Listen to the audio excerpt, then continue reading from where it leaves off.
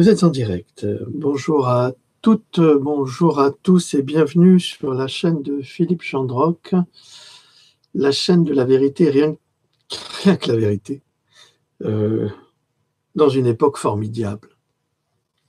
Je pensais pas faire un live encore, mais que voulez-vous, il y a un tel décalage entre les informations officielles et les informations dont nous disposons, nous, enfin, moi, entre autres, mais vous aussi, hein, puisque vous êtes sur Internet et donc vous bénéficiez de toutes ces images qu'on ne montre pas ou qu'on montre peu à la télévision officielle propagandiste.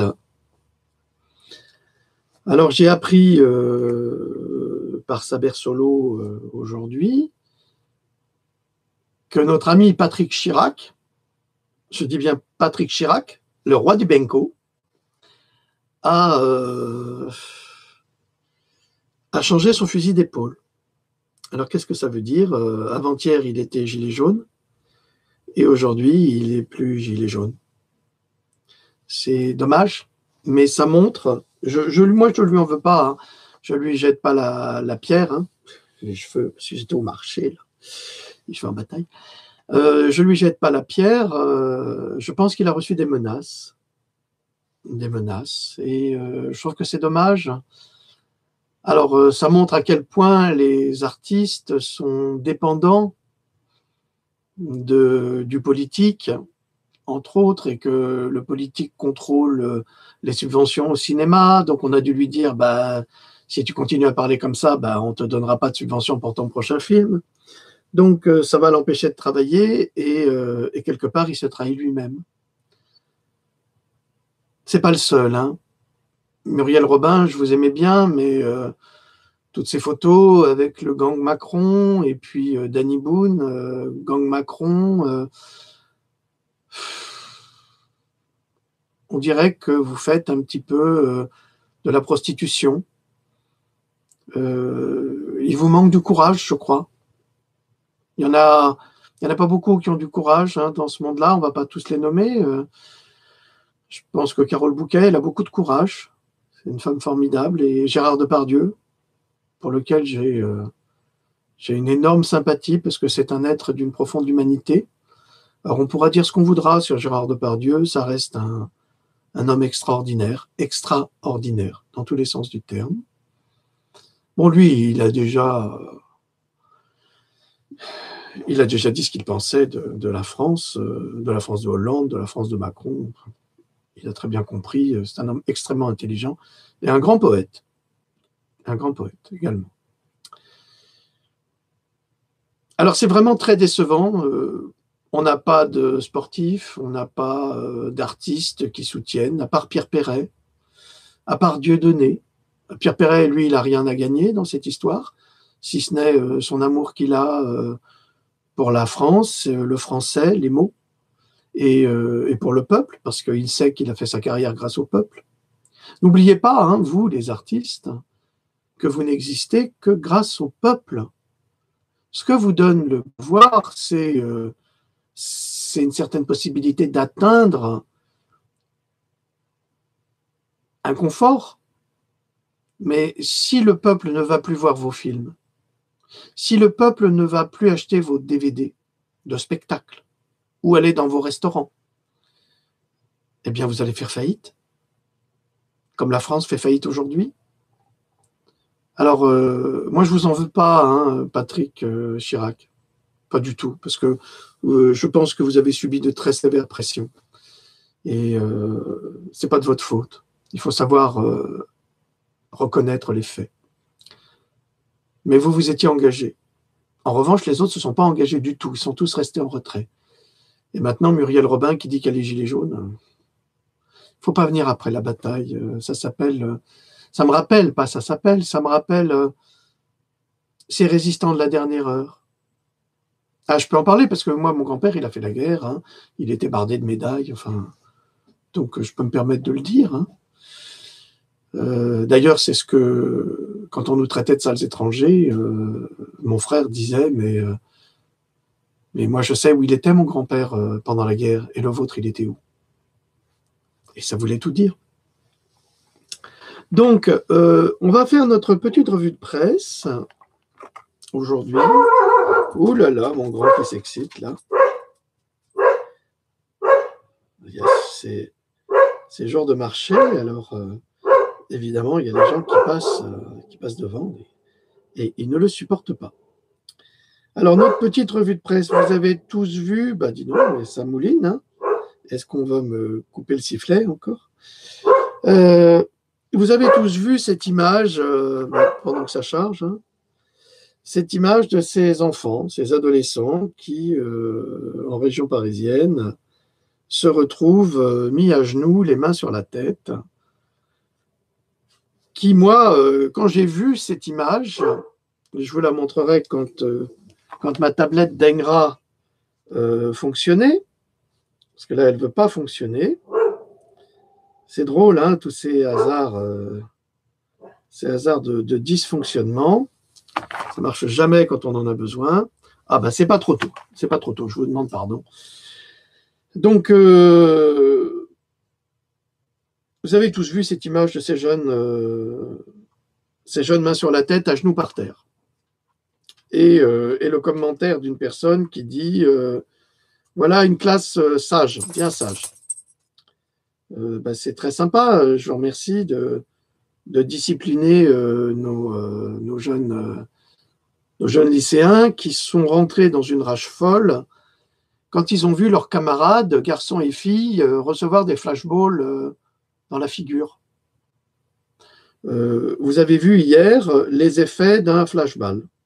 Hein, vous l'avez vu hier, ça plie une plaque en inox. Alors, le visage d'un adolescent, vous pouvez lui rentrer le nez dans le crâne et lui faire exploser le cerveau. Surtout que vous ne respectez pas les limites de sécurité. Vous vous en fichez. On a des fous qui nous gouvernent, des fous irresponsables et dangereux, et même toxiques. Et ces fous sont servis par des chiens de garde qui sont tout aussi fous. Tous aussi fous. Ça devient inadmissible et intolérable. Tout comme il est intolérable, de la part de ces jeunes, de tout casser. Mais mettons-nous à la place de ces enfants et ils vont manifester pacifiquement. Et puis, non seulement ils sont gazés, mais ensuite, ils ont leurs camarades qui s'écroulent parce qu'ils ont reçu un flashball dans le visage. C'est quand même extraordinaire, vous ne trouvez pas? C'est un petit peu l'hôpital qui se moque de la charité. Alors, Patrick Chirac, tu nous dis que maintenant tu viens en soutien aux forces de l'ordre parce qu'on t'a demandé de le dire. C'est très, très dommageable. C'est très, très dommageable, je le regrette. Mais en attendant, c'est les enfants qui sont des cibles. Et on ne peut pas l'accepter. Je voudrais vous faire voir encore une chose. Bon, c'est passé à la télévision, mais tout le monde ne l'a peut-être pas vu. Son gilet jaune n'a rien à voir avec la contestation. Chaque matin, à 65 ans, Claude doit le porter pour travailler. Il s'occupe de la sécurité près d'une école. Pourtant, il est retraité. Pourquoi je le fais? Parce que ma retraite, à l'heure actuelle, elle n'est pas assez forte. Je gagne que 900 € de retraite et j'y arrive pas. 2 heures par jour de travail, payé par sa mairie, cela équivaut à un complément de revenu de 240 € mensuels. Quand il rentre chez lui, Claude doit donc tout compter au centime près. Déjà, on a le choix entre payer son loyer et les factures d'énergie. Il arrive des fois, ça monte jusqu'à 600 €, surtout en hiver, là. Célibataire, son loyer lui coûte un peu plus de 300 €. Et quand arrive la fin du mois, c'est pas des frigidaires très remplis. Hein. Un réfrigérateur peu rempli, des loups. Voilà, ça c'est la France aujourd'hui. C'est cette France contre laquelle les gilets jaunes s'insurgent. Alors je voulais vous montrer ça. Hier on l'a vu en partie, mais je n'ai pas mis la suite. Il va falloir qu'il vire cette Assemblée nationale, qui ne respecte même pas, Merci, ses élus. Merci Xavier Mathieu, on voit bien que vous êtes comédien aujourd'hui. Nicolas Bétou. C'est gentil, quel rapport Alors, Ruth Elkrief, je ne sais pas si vous vous souvenez, pendant la campagne de Macron, elle a bien serré la main du président pour montrer qu'elle était avec lui. Et il a raison, Xavier Mathieu, quand il s'excite en disant « Mais pourquoi vous dites une chose pareille ?» C'est du mépris de classe, effectivement. Ça veut dire quoi? On voit bien que vous êtes comédien. Ça veut dire quoi? Ça veut dire, écoute, tu fais ton cinéma, on a bien compris, mais nous, on préfère laisser parler les politiques. Vous devriez avoir honte, madame. Vous avez essayé de vous rattraper après, mais c'était trop tard. Ce que vous faites là, c'est une preuve parfaite de collaboration dans le contrôle de l'information. Je pense que ce que vous n'avez pas compris, c'est que nous en avons assez de gens comme vous, les pistonner, les remercier du système, et en attendant, le peuple, il n'en peut plus. Alors maintenant, je voulais vous faire partager ceci. Vous connaissez mon engagement pour essayer de sauver les gens, essayer de leur épargner des maladies auto-immunes à travers les vaccinations. Mais maintenant, je voudrais vous faire parler d'une handicapée parce que ça aussi, c'est un drame et on n'en parle jamais. Et ça devient insupportable. Bonjour, je m'appelle Valérie, je suis un gilet jaune. Mais je ne suis pas un gilet jaune comme tout le monde. Je suis un gilet jaune. Et j'aimerais que chaque gilet jaune qui manifeste aujourd'hui et qui nous soutienne puisse apposer aussi un sparadrap. Pourquoi le sparadrap sur le gilet jaune? Eh bien parce qu'on parle de tout, du SMIC, des heures supplémentaires, des taxes, de l'écologie. Moi, je voudrais vous parler des personnes handicapées, des personnes malades, qui vivent sous un seuil de pauvreté avec souvent une AAH. L'AAH, c'est quoi? C'est l'allocation adulte handicapé qui fait 860 € par mois. Vous vivez, vous, avec 860 € par mois? Non, on ne vit pas. Donc les personnes malades handicapées qui vivent sous le seuil de pauvreté doivent soit continuer d'habiter chez un de leurs parents, soit ont envie de se mettre en couple. Mais alors là, c'est pas possible du tout parce qu'on leur retire l'âge. Donc ça veut dire qu'ils sont dépendants. Dépendants physiquement, dépendants de la maladie, dépendants de leur handicap, dépendants de leur conjoint. On les empêche d'être heureux, on les empêche de se marier, on les empêche de se paxer. Déjà, moi, je voudrais dire aux députés qui ont refusé de voter la loi il y a quelques mois, franchement, vous feriez quoi, vous, avec 800 € par mois? Pas grand-chose. J'aimerais aussi alerter l'attention sur mon fauteuil roulant. On appelle ça, vous savez quoi? Une Rolls-Royce. Vous savez pourquoi? Parce qu'un fauteuil roulant électrique, ça coûte entre 12, 13, 14, 15, voire 20 000 €. Vous savez combien c'est pris en charge par la sécurité sociale? C'est pris en charge à hauteur de 4 000 €. Que fait ensuite la personne handicapée? Elle ne se promène pas en fauteuil roulant juste pour s'amuser. Et en plus, c'est écologique, c'est électrique. Donc déjà, on ne pourra pas nous retirer, nous imposer la taxe. Mais je voudrais simplement dire aussi au gouvernement, on parle des gilets jaunes. Moi, je voudrais qu'on parle des gilets jaunes, des personnes malades, handicapées, qui ne peuvent pas se payer un fauteuil roulant, qui ne peuvent pas se mettre en couple et qui vivent en dessous du seuil de pauvreté pour la plupart d'entre nous. Voilà, alors, mesdames et messieurs les gilets jaunes, au rond-point, arborez fièrement votre petit logo, un pansement. Et pour finir, j'aimerais aussi dire que lorsqu'on va à l'hôpital, d'abord, on va voir son médecin généraliste qui fait 15 heures par jour, qui en aura la casquette. Je voudrais parler des infirmières, des urgentistes, des ambulanciers, tous avec des restrictions budgétaires. Ça veut dire quoi? Ça veut dire que le jour où vous allez à l'hôpital, vous, moi ou eux, n'est-ce pas? Eh bien, vous aurez le même problème. Vous passerez des heures aux urgences parce qu'il n'y a pas assez de personnel. Vous aurez du personnel qui vous prendra en charge, qui en aura rien à la casquette parce qu'elle ne pourra pas s'occuper de vous, ne pourra pas vous faire la toilette. Je parle de nos aidants hospitaliers, les aides-soignantes, voilà. Alors, je pense à toutes ces personnes-là qui font que le corps médical et hospitalier en a aussi ras-le-bol. Donc, tous ensemble, je vous demande d'arborer ce petit pansement pour qu'on puisse, nous aussi, avoir un peu de dignité. Qu'est-ce que vous en pensez? Allez, soyons fous, faisons-le. Moi, je suis atteinte de 2 maladies génétiques rares. Je ne porte pas ma casquette de présidente aujourd'hui. Je porte ma casquette de personne malade, handicapée et qui en a ras-le-bol aussi. Parce que être malade et handicapé, je vous assure, ça coûte une blinde. Merci à vous. Merci, madame. Pourquoi les politiques ne les écoutent pas? Parce qu'ils ne sont pas concernés. Et puis un jour, ils vont faire vacciner leur enfant avec le HPV que prodigue quelque part et que pousse à faire Madame Buzyn. Et puis leur enfant, ils vont se retrouver dans la situation de Madame. Et là, ils vont pleurer. Alors, attendez, j'ai autre chose en matière de mécontentement. Vous connaissez tous Vincent Lapierre, qui fait des documentaires. Bon, Parfois, il est sacrément agressé. Je pense que c'est un garçon qui fait un travail objectif, hein. On a toujours plaisir à regarder ses vidéos. Et là, bah, il a fait une interview. Oula, il a fait une interview dans la rue de Gilets jaunes. Ça chauffe. Ça chauffe pour le gouvernement qui veut rien comprendre, comme d'habitude, et qui se met en retrait et qui se cache. D'ailleurs, je vous signale que, soit dit en passant, le recul sur le contrôle technique qu'a fait le gouvernement, c'est encore une enfilade. Hein. Une belle enfilade. Parce qu'en fait, le gouvernement n'a aucun droit d'interagir là-dessus, puisque c'est une loi européenne. Donc, c'est un mensonge. Voilà à qui nous avons affaire. Alors, maintenant, je vais vous montrer quelqu'un qui, lui, vous propose d'avoir affaire à lui, Monsieur Macron. Macron qui baisse ses mots. Qui baisse ses mots. Ouais. Ah ouais. Il faut lui dire, ouais. Macron, tu m'attends. Ah, vous me prenez? Macron, tu sais quoi? Ta ville est en train de brûler, t'es pas là. Tu t'occupes pas assez du peuple. Tu sais quoi? N'aie pas peur, on va venir te chercher parce que combien de fois tu nous as dit, tu nous as pris vraiment pour des enfants de putain, hein, mais on n'est pas des enfants de putain, on est des enfants du peuple. Toi, par contre, on va t'enculer. Tu sais quoi? N'aie pas peur, on est là, on va pas bouger. Il va peut-être apprécier. On va aller jusqu'au bout parce qu'on sait par qui t'as été mis par Bruxelles. C'est Bruxelles qui t'a mis là, mais n'aie pas peur, on est la Belgique. La Belgique aujourd'hui est avec nous. L'Allemagne est avec nous. Toute l'Europe va être avec nous. Vous allez partir très loin de l'Europe.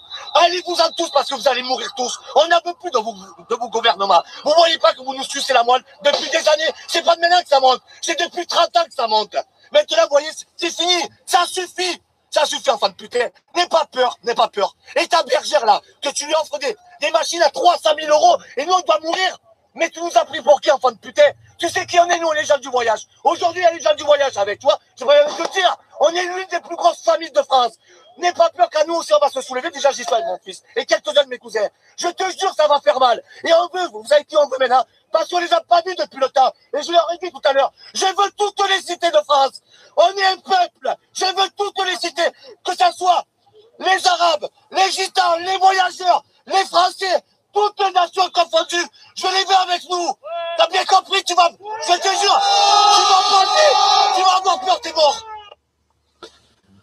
Bon, je suis pas d'accord avec monsieur, mais en grande partie je le suis, mais on va quand même pas devenir des assassins, messieurs. Soyez raisonnables, je vous en prie.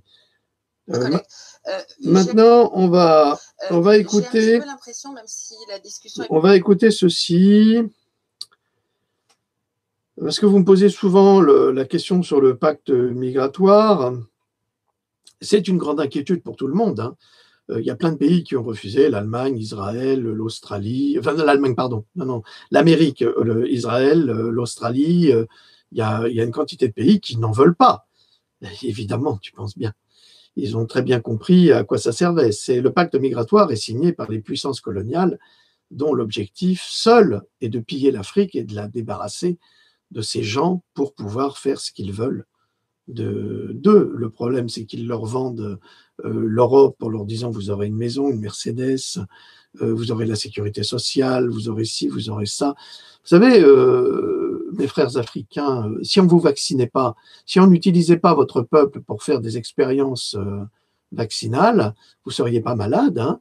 Si on vous laissait vous prendre en main, parce que vous en êtes tout à fait capable, hein, l'Afrique est un continent bien plus ancien que l'Europe et qui avait des connaissances bien plus abouties que sur l'espace, par exemple, dans les cultures zoulous. Moi, j'ai fait beaucoup d'ethnologie et je me suis beaucoup intéressé à l'Afrique. Eh bien, je sais très bien que les Dogons, les Zoulous sont des peuples avec des savoirs et des connaissances bien plus en avance que ce qu'on veut nous faire croire. Hein. Donc, il faut laisser l'Afrique, hein, foutez-leur la paix aux Africains. Alors évidemment, si on leur foutait la paix, ben, on serait très pauvres, parce qu'on n'a plus rien. Mais je vous l'ai dit, tant que les technocrates imbéciles n'ouvrent pas de ministère de l'intelligence comme en Corée, ben, on ne va pas s'en sortir. C'est logique. C'est logique. Il y a que des crétins au pouvoir. Je suis désolé pour eux, hein. Vous devez me haïr, vous allez mettre un contrat sur ma tête, mais je m'en fiche. Les mots sont dits. Alors, en pleine manifestation des Gilets jaunes, hein, écoutez Valérie Boyer. passionnante qu'on discute un petit peu du sexe des anges aujourd'hui, alors que le 10 décembre, le président de la République va signer le pacte de Marrakech, alors que nous sommes privés du débat sur ce pacte sur les migrations qui va créer un droit opposable à l'immigration. On est en train de parler de l'aide au développement aujourd'hui, sans lien avec ce pacte, sans que l'Assemblée nationale se prononce. Et on a beau parler de toutes les aides que nous faisons, etc. Je pense que c'est pas possible qu'à la Commission des Affaires étrangères, on ne discute pas de ça, qu'on n'ait pas, à un moment donné, je rappelle que nos collègues allemands et que nos collègues hollandais ont eu un débat à l'Assemblée nationale là-dessus. Donc, on a le pays qui est en train de, à feu et à sang avec les gilets jaunes. On a peur de la manifestation de samedi. Et en catimini, il va y avoir une signature sans que la représentation nationale ne soit associée à quelque chose qui va avoir une incidence très importante dans notre droit, puisque même si ce pacte n'est soi-disant pas opposable aujourd'hui, mais il va influencer notre travail, notre droit et notre souveraineté. Et ne pas en discuter en ce moment, ça me semble absolument surréaliste. Voilà. Donc, je voulais intervenir là-dessus parce qu'il y a des liens quand même majeurs entre l'aide au développement et le pacte de Marrakech. Et ces choses-là me semblent être en train de à la fois de se contredire, mais le message que nous envoyons à nos concitoyens aujourd'hui, excusez-moi, mais j'ai vraiment l'impression que c'est Byzance en train de discuter du sexe des anges. C'est pour ça que je reprenais cette allusion historique. Madame la Présidente, on a demandé un débat à l'Assemblée nationale sur ce sujet. On n'a pas ce débat. La semaine dernière, excusez-moi, on a discuté de la fessée en pleine crise des Gilets jaunes. On ne discute pas du pacte de Marrakech. Et c'est la majorité En Marche qui a la main sur l'ordre du jour. Je pense qu'à un moment donné, il faudrait aussi se ressaisir. Merci. Voilà, comme d'habitude, c'est la bande à Macron qui fout le bordel. Qui fout le bordel parce que ils ont signé des accords contre notre gré. Ce sont nos représentants, ils travaillent contre nous, nous en avons la preuve. C'est quand même extraordinaire de devoir assister à cela. Et là, vous avez une députée qui en témoigne.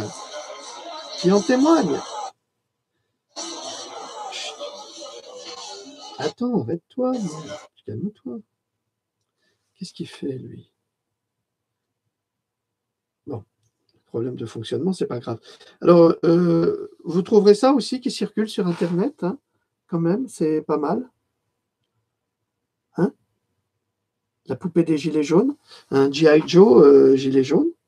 Ça veut dire que... Attends.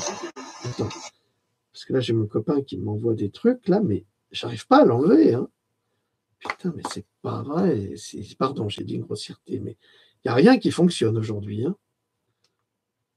Ça, c'est parce qu'ils veulent nous empêcher. Ils ont ralenti le trafic Internet. Je pense que comment ça s'appelle? Ah oui, ben, je ne peux pas l'enlever. Hein. Je suis navré.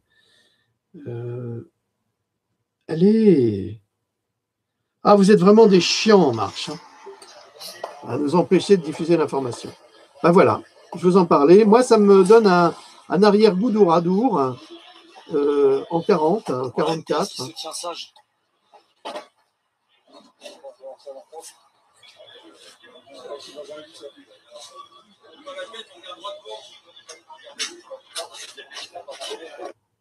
Alors, qu'est-ce que ça veut dire, Monsieur Macron?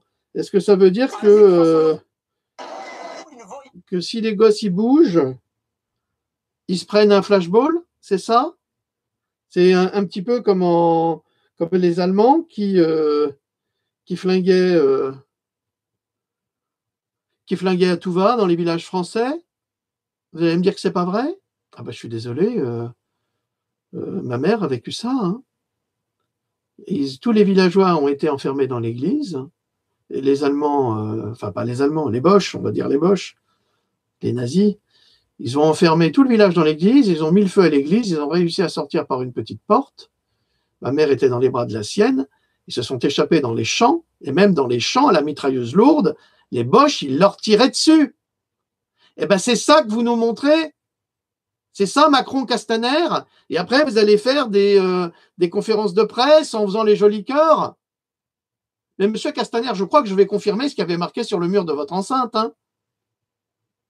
Je vais confirmer.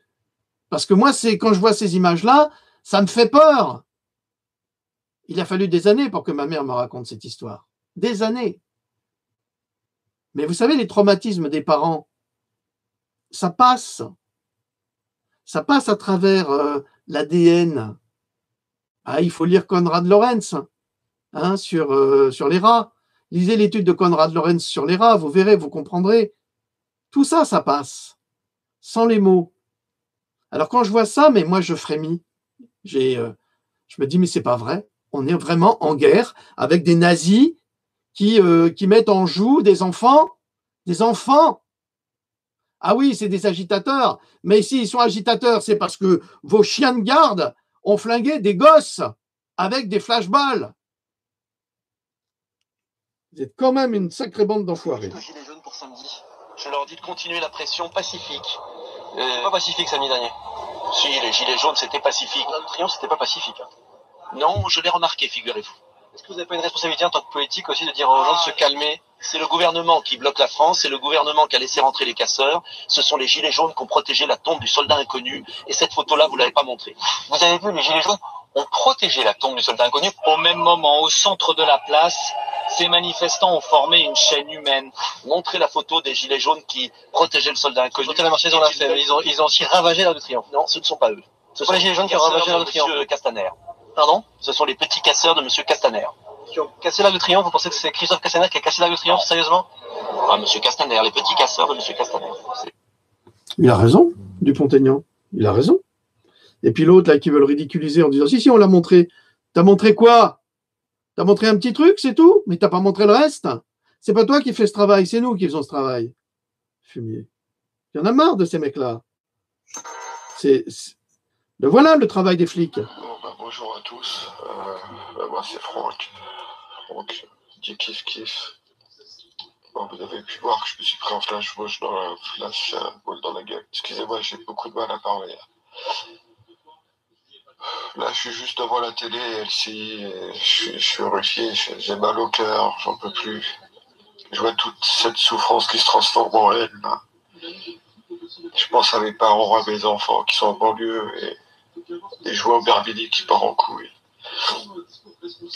Je vois les autres gars comme moi qui ont été touchés au visage. Parce que, ok, les forces de l'ordre ont des ordres.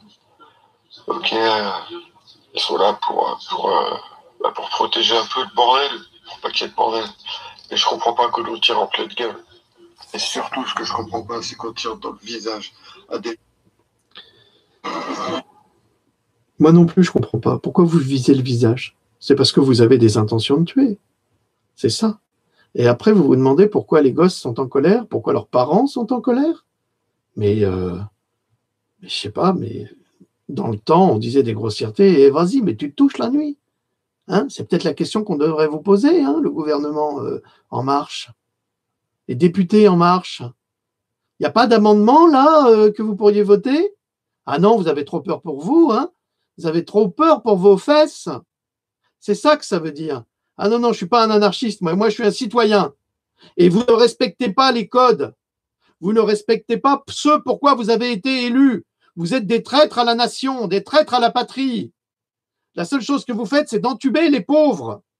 Jean-Baptiste Servera, retraité, je suis venu parce que je bougeais pas de ma télévision, puis je voulais voir ce qui se passait. J'ai entendu le discours du président de la République, le discours de M. Édouard Philippe.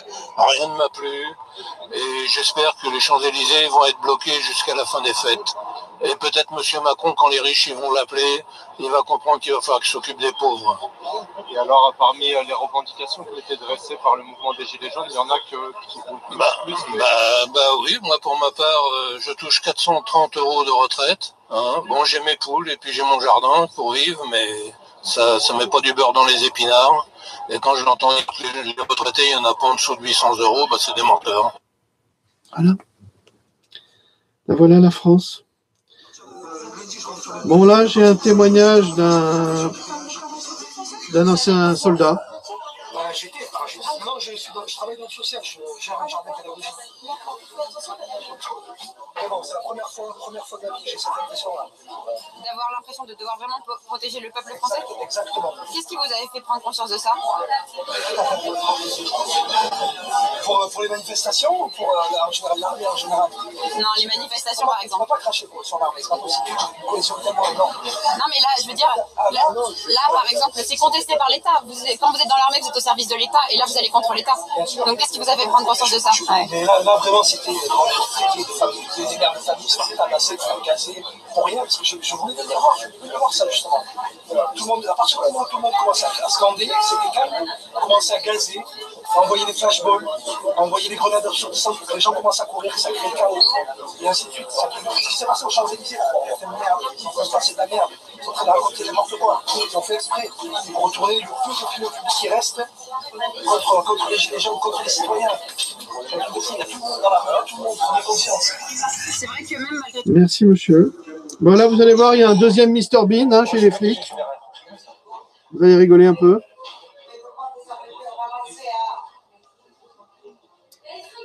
Mais regardez celui avec le flashball. Le con, il a tiré sur son collègue.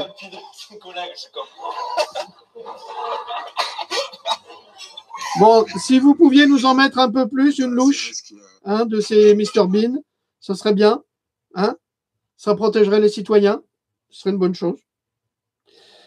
Là, je vous ai montré la vidéo des CRS qui rentrent dans le fast-food et qui vont massacrer des gens à terre, ce qui est strictement interdit, mais ils s'en foutent de la loi. La loi, c'est comme ça les arrange.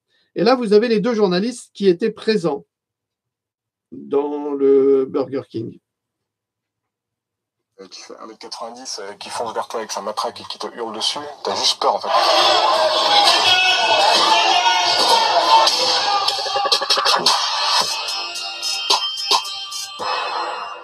Samedi dernier, on couvrait la manifestation des Gilets jaunes pour Libération avec mon pote Martin, qui est aussi photoreporter pour Libération. Donc on s'est engouffré dans le Burger King. On avait besoin de respirer parce qu'on était en train de suffoquer dans la rue. Ils balançaient de la lacrymo de partout. Les gens ont commencé à respirer, reprendre leur respiration, essayer de boire un peu. Les gens étaient là dans une volonté de juste d'échapper au gaz lacrymo, pas dans une volonté de casser un symbole du capitalisme. On a rencontré un manager qui nous a passé de l'eau pour essuyer nos visages. Au bout de quelques minutes, on a vu que le Burger King se faisait entourer par les CRS. Dès qu'on a vu la police, tout le monde a levé les bras en l'air. Ça, je me rappelle, c'est un truc qui a été assez instinctif chez tout le monde, c'est que dès qu'on les a vus, on a levé les bras en l'air. Et en fait, on a vu les CRS s'engouffrer dans le Burger King.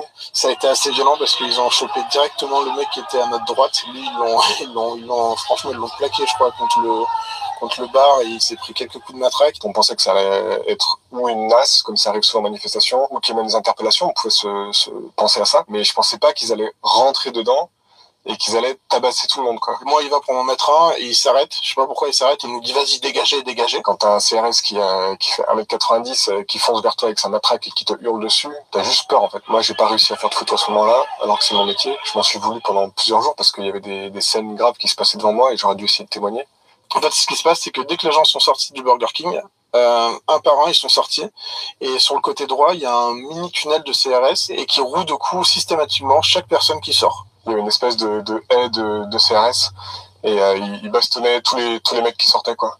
Avec Martin et Adrien, on a l'habitude des manifs, on a couvert beaucoup la loi travail. On sait comment la police peut être des fois, à certains moments, tendue. Là, la situation, elle était finalement assez paisible comparé à ce qu'on a connu dans le reste de la journée. Les gens étaient mains en l'air. On a l'impression qu'en fait, ils se défoulaient de la journée qu'ils avaient eue, quoi. On entend beaucoup dire que les gilets jaunes étaient violents aussi, que la police a pris beaucoup de coups, c'est vrai. Mais la police, elle a un rôle, elle a un devoir, et c'est pas celui de frapper des gens en sonne. J'ai fait quelque chose que je fais rarement, c'est que en fait, j'ai envoyé un signalement à l'IGPN parce que l'IGPN, c'est la police des polices. En fait, c'est des policiers qui enquêtent sur les policiers quand il y a des abus.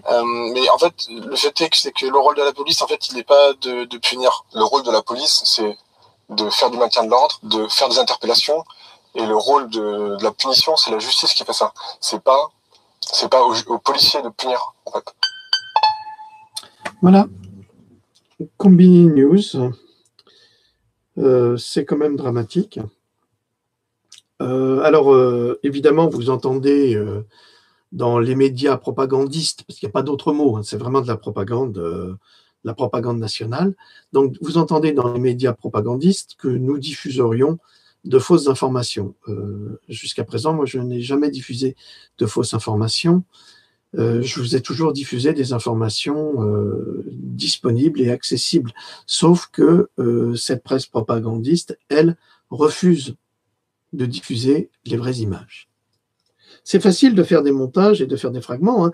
Les nazis étaient très très doués pour ça, hein. C'était le petit Goebbels qui en était responsable. Alors maintenant, on va faire un petit peu d'humour, parce que c'est quand même très lourd tout ça. Je vais vous montrer la méthode Macron illustrée à la façon brésilienne. Hein, voilà. Longe um pouquinho para descalcanhar. Não vai quebrar teus calcanhar. Tu estica bem o braço para trás e solta.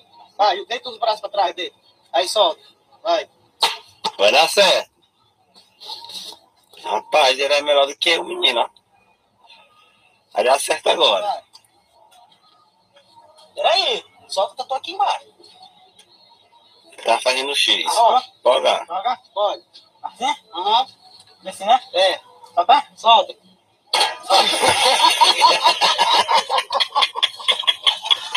Voilà la méthode Macron.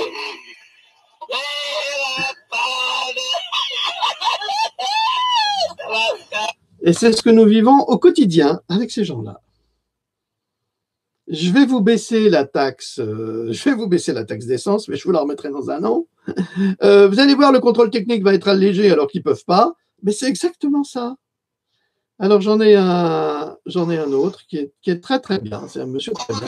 Seu caralho, Manu, Macron, caralho. Bom, escute bem o que je vais te dire. Estás a foder esta merda toda. Estás a foder tudo, pá. E ils sont en train de tout brûler os caralhos dos gajos. Ils vont tout casser, ils vont tout niquer. Et toi, tu fais rien.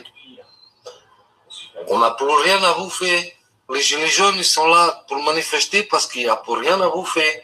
Bientôt, on va manger chez toi. Tu vas avoir uma churrasqueira. Churrasqueira, c'est, on fait le poulet grillé, les batatas et tout ça. Et là, tu vas sentir l'huile le soir. C'est dégueulasse dans la chambre, ça pue. Bah, mais t'as pas le choix parce qu'on va manger chez toi. Caralho, je t'arrafote. Ils vont tout brûler, tout casser. Après, je t'ai dit, on te fait un prix sur les travaux. C'est pas un problème. On s'arrange. Bon, Manu, arrête tes conneries. J'tique un peu. J'tique les salaires, caralho. Sois malin. Si tu j'tiques les salaires, nous, qu'est-ce qu'on fait? Ben, on va acheter. Si on achète, il y a le TVA, tout ça, tu gagnes quand même. Tu vois? Sois malin. Tu mets des taxes, mais tu montes les salaires aussi. Pour gagner des batatas. Parce que là, même les batatas, il n'y en a plus. C'est fini, nada.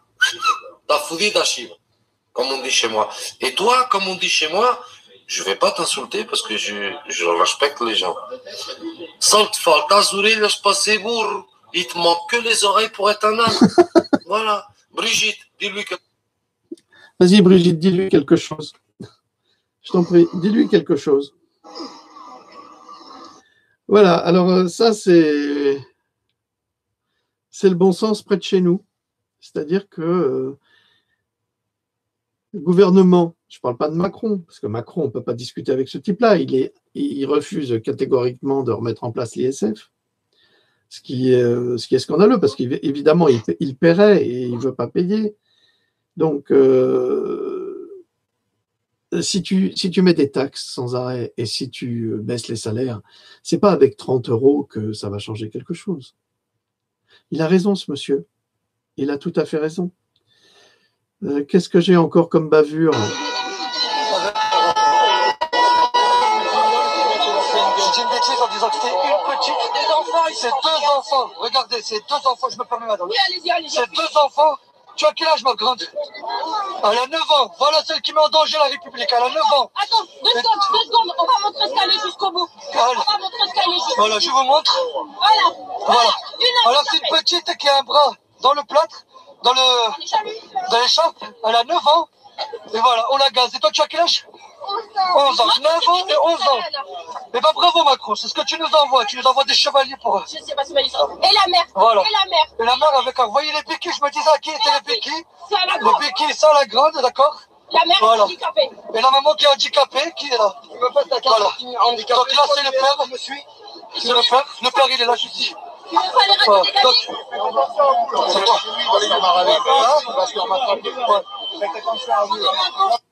Voilà.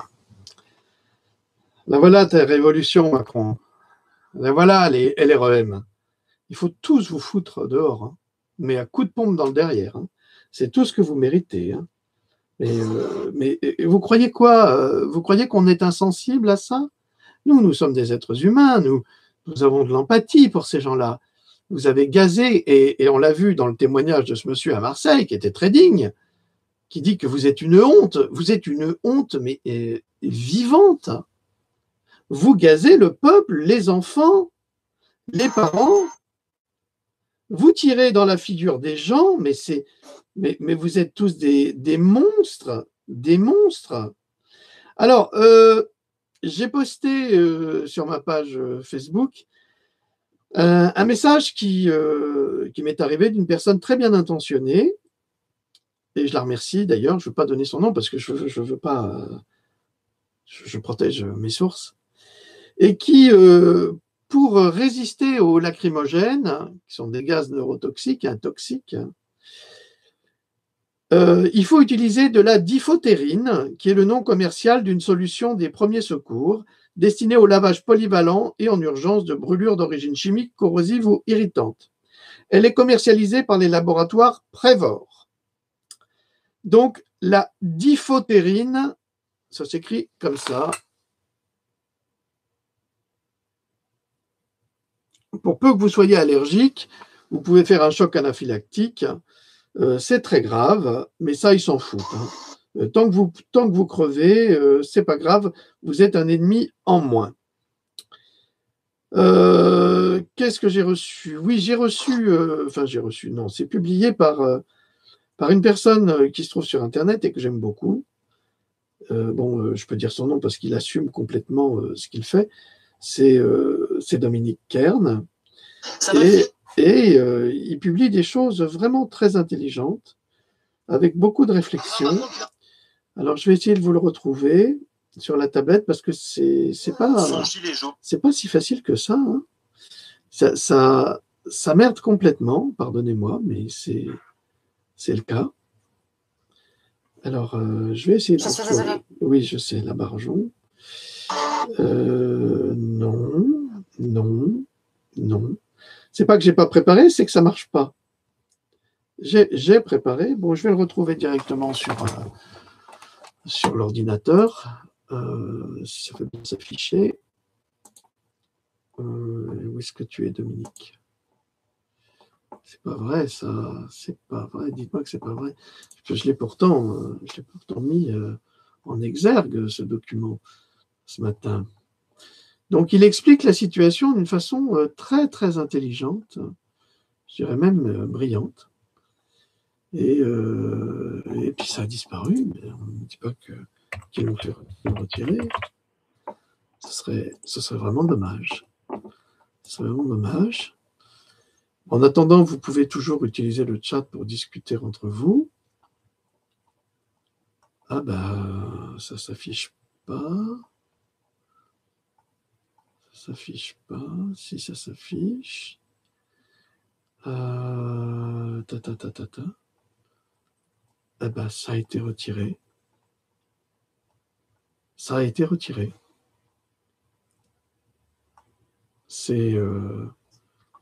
C'était très, très intéressant et ça a été retiré. C'est vraiment dégueulasse. Voilà. On a des articles intéressants, intelligents, qui apportent des solutions. Et puis non, dès qu'on a une parole contradictoire avec le système, eh bien, on est noyauté, on a la bouche cousue, mais on revient au temps des dictatures des années 80, 70-80 en Amérique du Sud. Hein. Ça devient insupportable. Bon, demain c'est le grand jour. Alors là, moi je suis comme j'ai le même sentiment que ce que j'ai eu quand j'ai vu ces enfants ces enfants. Moi, je les appelle des enfants, pardonnez-moi. Vous savez, c'est pas parce qu'ils ont 15 ans que c'est plus des enfants, hein. Les filles, ça reste toujours des petites filles, et même si elles commencent à avoir une sexualité, et les garçons aussi, hein, ils font les malins, mais c'est pas des hommes, hein. C'est des petits gars, hein, c'est des gamins. Donc, quand je les vois comme ça, à genoux, les mains sur la tête, qu'est-ce que vous voulez que je pense de ça? C'est un scandale. Macron, il va falloir, et Castaner, il va falloir rendre des comptes, hein, là-dessus. Vous êtes un exemple, mais un exemple de la honte totale pour le monde. Actuellement, vous vous en fichez, mais la réalité est là. Alors, ce que nous avons constaté, c'est que cette histoire de gilets jaunes, alors peut-être que ça a été manipulé, certainement, puisque même les Playmobil, hein, comme disait ma grande quand elle était petite, les pieds mobiles, même les pieds mobiles, hein, vous avez un gilet jaune et à côté, vous avez un flic en armure. Donc, c'est extraordinaire qu'ils aient déjà tout prévu, hein. C'est comme dans les Simpsons, on avait déjà prévu que Trump serait élu président. Donc, on peut prévoir les choses, on peut les envisager, on peut les voir. Mais, si vous voulez, le futur, il est très malléable. Actuellement, il y a une série américaine qui parle d'une société où les Allemands et les Japonais auraient gagné la guerre. Alors, je ne l'ai pas vu encore, mais je vais m'y intéresser pour voir comment ils traitent le sujet. Mais il paraît que c'est extrêmement intéressant. Donc, l'histoire est malléable. Alors, on envisage, ils ont été manipulés, ok, pas de problème. Ils ont été manipulés, il y a les G.I. Joe en gilet jaune, on a déposé le nom gilet jaune, et puis quelqu'un a eu l'idée de balancer l'idée du gilet jaune. Ok, tout ça c'est prévu, tout ça c'est organisé, on est d'accord. Mais ce qu'on ne savait pas, c'est comment ça se passerait et comment ça serait repris. Aujourd'hui, ce que ne montre pas la télévision, ce sont ces témoignages, comme ces forains, qui montrent à quel point l'État, les structures même de l'État, ont poussé à bout les citoyens les plus modestes. Ils sont arrivés à un stade où le politique, alors le tous pourri, on l'a eu, on l'a toujours eu, mais maintenant, on a passé un cran, on a passé un stade, hein. Et c'est un stade supérieur où, et je ne suis pas un oiseau de mauvais augure, hein, mais je ne donne pas cher de la peau, et c'est vraiment au sens propre et au figuré, et c'est pas moi qui le fais, hein, mais je ne donne pas cher de la peau d'un Castaner ou d'un Emmanuel Macron ou de ses ministres s'ils sortent dans la rue comme ça. Parce que il y a des présidents qui ont été détestés, hein. Sarko, il n'a pas été très apprécié. D'ailleurs, il a déclaré hier qu'il fallait qu'on donne une chance à Emmanuel Macron. Le culot. Le culot. Sarkozy, là, vous parlez comme une courbe, hein. Vraiment, là, c'est clair, hein. Exactement comme Valls a été insulté. Quel culot vous avez? Vous savez que ce président, qui coûte plus d'1 million à la France tous les ans, fait des conférences à 100 000 €. Et que dans ces conférences, il va donner des informations. Il va livrer des informations. Ces informations-là, eh bien, c'est des informations qu'il ne devrait pas avoir le droit de livrer. Vous comprenez? Pourtant, il est payé 100 000 € pour ça. Et il vient nous donner des leçons alors que c'est lui qui a vendu ArcelorMittal. Donc, on a vu l'ancien syndicaliste, hein, qui était là, que je vous ai montré encore tout à l'heure, quand Ruth Elkrief lui dit « Oui, on voit que vous êtes devenu comédien. » Moi, je voudrais bien voir Ruth Elkrief avec un gilet jaune et à faire vraiment les poubelles dans son quartier. Ça changerait, comme ça, elle comprendrait les vraies revendications de ces gilets jaunes. Donc, Sarko, il a déclaré « Ah, il faut lui laisser sa chance à Emmanuel Macron. » Non, mais t'es pas bien. On lui a laissé sa chance. Non seulement il a été élu avec un pourcentage de voix inférieur à 20%, déjà. Alors, c'est quand même un peu fort de café. C'est pas du tout représentatif de la France. Et actuellement, avec un programme abyssal, hein, parce que c'est vraiment la destruction de tout, Et actuellement, qu'est-ce qui se passe? Eh bien, malgré la chance qu'on lui a laissée au bout d'un an, c'est la catastrophe totale et c'est la guerre civile. Et toi, tu voudrais qu'on lui laisse sa chance? Mais attends, tu vas voir la chance que les citoyens vont vous laisser à tous. Il faut vous retirer les privilèges. On n'est pas... Regardez, un roi, quand il était élu, il était pas élu, il était élu par Dieu. C'est-à-dire qu'il était le représentant de Dieu sur terre. C'est le roi Soleil, entre autres. Mais tous les autres aussi. Ils étaient de droit divin. C'est comme ça qu'on les qualifiait. Et c'était de 0 jusqu'à la mort. Donc, ils nous coûtaient de 0 jusqu'à la mort. Mais aujourd'hui, les présidents, ils nous coûtent plus cher que les rois. Pourquoi? Parce qu'ils sont élus. Maintenant, c'est 5 ans. Avant, c'était davantage. Ils sont élus. Et après, quand ils sont plus présidents, ils ont toujours les privilèges des présidents. Regardez Giscard d'Estaing, depuis 81. Bon, il a été élu en 74. Ensuite, c'était Mitterrand. Mais je ne sais plus s'il a fait de mandat. Je ne sais plus, pardonnez-moi, là, j'ai plus de mémoire. J'étais enfant. Donc, j'ai vécu la mort de Pompidou en direct. En direct. À la télé, il passait L'homme de Kiev. Et je me souviens, j'ai eu une très méchante phrase. En plein milieu du film, ils ont coupé et ils ont dit « Le président Pompidou est mort ». Et on souffrait tellement en tant qu'étranger que j'ai dit « Ah, c'est bien fait ». Et maman m'a dit « On ne peut pas dire une chose pareille. On ne peut pas souhaiter la mort de quiconque. C'est pas bien. » J'étais petit, hein, mais j'ai compris. Et j'ai jamais oublié. Donc c'est pour ça que je souhaite la mort de personne. Mais ce que je dis là, c'est que vous, messieurs, mesdames, vous avez tellement trahi le peuple que le peuple veut vous lyncher. Vous êtes dans une situation dramatique que vous avez vous-même provoquée. Je ne me suis pas rendu compte qu'on était déjà à 50 minutes. Donc Sarkozy dit qu'il faut lui laisser sa chance. Non, il ne faut pas lui laisser sa chance. Il faut que les citoyens reprennent le droit citoyen, le droit régalien, le droit de la démocratie, et qu'ils imposent des règles et que tous ces privilèges soient supprimés pour tous ces gens qui gagnent un fric fou et qui continuent à abuser de la générosité d'un peuple qui n'en peut plus et qui a le couteau sous la gorge. Quelle honte qu'un ancien homme politique puisse avoir ce type de parole alors que lui mange à volonté et que des personnes âgées qui ont travaillé toute leur vie font des malaises parce qu'elles n'ont pas mangé depuis 5 jours. Parce qu'elles n'ont pas de quoi. Mais quelle honte. Vous ne trouvez pas ça malheureux? Toi, Sarkozy, toi, hein, grec, hongrois, vous avez vécu des moments extrêmement difficiles. Tu les as oubliés?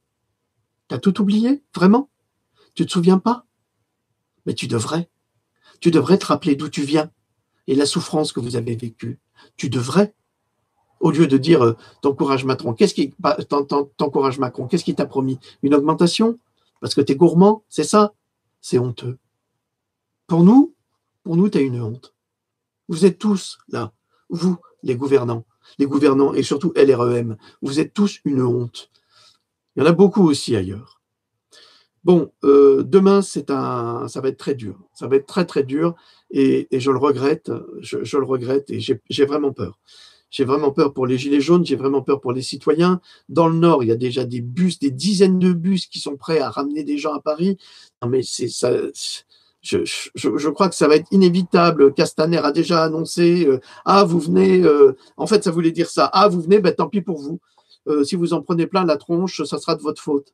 C'est honteux de parler comme ça, mais vous êtes tous des voyous, vous êtes honteux, c'est catastrophique. Et puis on en a marre de vous voir à la télé, dans cette télé immonde, à discuter comme ça entre vous, mais vous n'êtes rien, vous n'êtes rien. Vous n'êtes rien, vous qui êtes des nantis. Vous rendez compte, les pauvres, ils mangent pas, c'est dégueulasse. Alors que vous bouffez comme 4. Mais quelle honte. Vous faites la honte à la France. Fermez-la. On peut plus vous voir parce que plus on vous voit, plus les gens sont excités. Ils en peuvent plus. Donc ça suffit. Bon, je vous dis à très bientôt. Je remercie les modérateurs. Je remercie tous nos amis et amis E et amis I qui sont là. Tous ces gens qui me comprennent parce qu'ils sont eux-mêmes étrangers, fils d'étrangers, et parce qu'on a vécu tous la même histoire. Les autres, ceux qui ne le sont pas et qui vivent la souffrance aussi. Je remercie tout le monde. Soyez empathiques, soyez dans l'amour de l'autre, et surtout, ne soyez pas dans la violence. parce qu'on n'y arrivera pas avec la violence. La violence, c'est eux qui la font. Et justement, comme ils se sont trouvés devant un os face à vous, qui étiez non violent. Il faut continuer. C'est comme ça que Gandhi a libéré l'Inde des Anglais. Je vous remercie. Peut-être ce soir si on a d'autres infos. Sinon, demain. Allez. Salut à toutes et salut à tous. Merci.